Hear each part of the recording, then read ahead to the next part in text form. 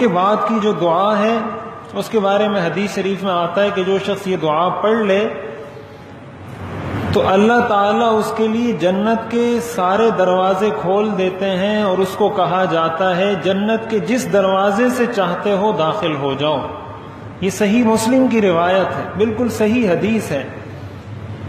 صرف اس بات پر کہ انسان نے وضو کیا اور وضو کے بعد یہ دعا پڑھ لی، اشہد ان لا الہ الا اللہ وحدہ لا شریک لہ واشہد ان محمدا عبدہ ورسولہ اللہم اجعلنی من التوابین واجعلنی من المتطہرین۔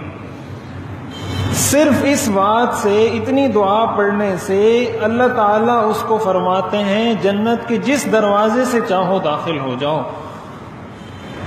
اس دعا کا اہتمام کیا جائے۔ یہ دعا آج کا جو سبق ہے اس کے اندر میں نے لکھ دی ہے، اس کے اندر آپ کو یہ پرنٹڈ مل جائے گی، جو دونوں دعائیں میں نے بتائی تھی۔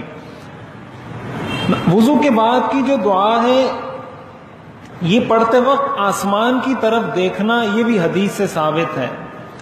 بعض احادیث میں آتا ہے کہ حضور علیہ الصلاۃ والسلام جب یہ دعا پڑھ رہے تھے تو آپ نے آسمان کی طرف رخ کر کے یہ دعا پڑھی۔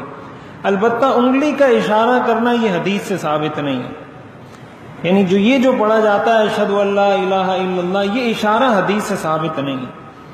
تو ہم نے اتنا ہی کرنا ہے، وہی کرنا ہے جتنا ثابت ہے۔ تو ثابت یہی ہے کہ آپ نے آسمان کی طرف دیکھا ہے اور دیکھ کر آپ نے یہ دعا پڑھی ہے، تو اگر آسمان کی طرف دیکھ کر دعا پڑھی جائے تو حرج نہیں ہے اور سنت سے ثابت عمل ہے۔